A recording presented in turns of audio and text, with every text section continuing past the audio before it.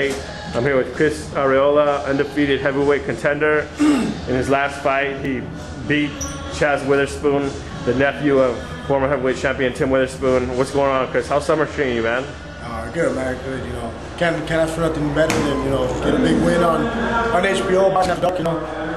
Just trying to stay busy. Fighting again on September 25th on Versus, and then right after that. Got to get back in the gym because I'll be fighting on November 29th. And tell me, who are some of the opponents that you guys are thinking about for those two big fights coming up, or two fights? I have no idea. I try not to worry about it anymore because, they say names and you get pumped up for a certain name and then it doesn't come through, so it bums you out. But right now, I don't really care. Whoever they put in, that's how I'm gonna fight. Now you just were telling me a little ago you're disappointed about David Tua.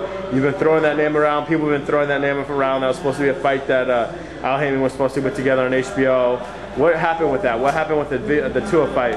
To be honest with you, I have no idea. From what I'm hearing, he priced himself a little too high.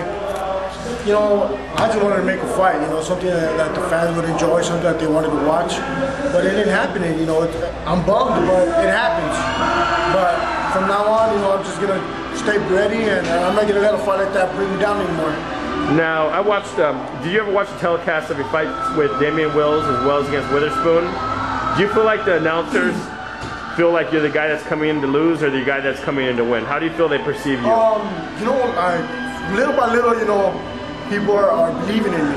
Not just announcers, but people on the internet, they're believing in me. And it feels good, because little by little, I'm also getting better, fight by fight by fight, fight in and fight out. I'm just working harder, and I just want to be at the elite level where everybody's at, and I want to live up to the praises like Letterman and all that give me.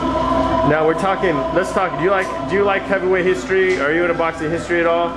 I'm not a big boxing historian at all, but... Who do you like? When you say heavyweight champions, tell me some of the great champions in your mind. Personally, a lot of people don't give him as much credit, but Lennox Lewis, I thought he was one of the best heavyweights out there.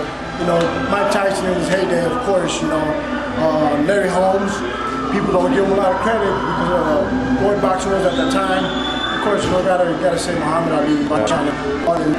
There's more guys in heavyweight history that made 20 or more defensive with 4 title wins since Larry Holmes, Muhammad Ali, Joe Louis. Now, can I say a heavyweight and you say what you think? Is that okay? Can we do that, Chris? Excuse me? I'm gonna say some of the heavyweight contenders and you can tell me what you think about them or just what comes to your mind. Is that all right? Yeah, for sure. John Ruiz. An able guy. Just a body in there. Nikolai Valuev. Can't teach size.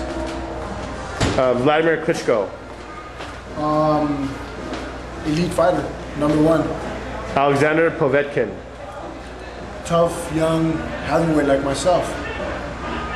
And so you think right now that, how about Samuel Peter? What do you think about Klitschko? Klitschko is 36-37. He hasn't fought since December of 04. Well, hopefully he doesn't get injured in training. Oh, I had to cancel my trip to Vegas that last time with Rockman back when. Now, what about, what do you think about that fight? You think Klitschko chanced Samuel Peter after Peter got hurt by Jamil McCline last year? Yeah, of course.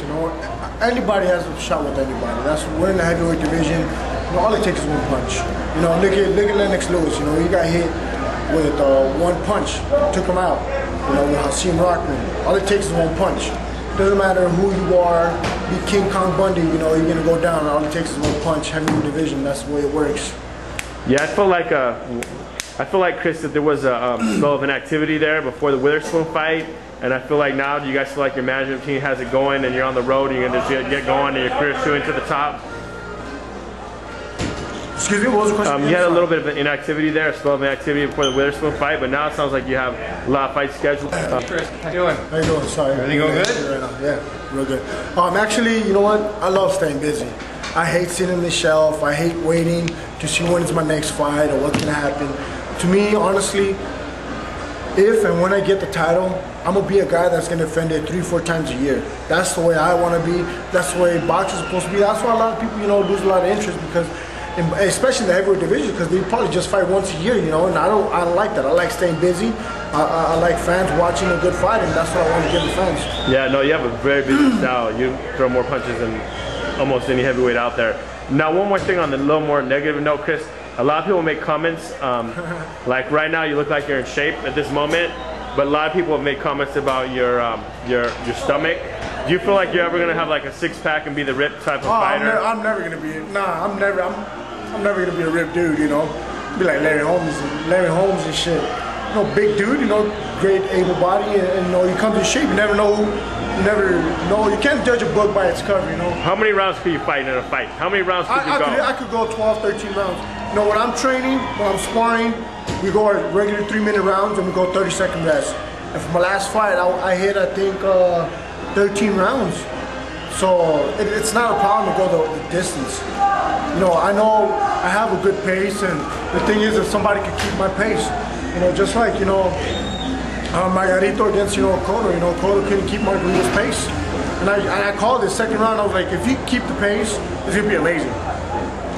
Okay, hey, thanks for the interview, Chris. You have a good night, man. Enjoy your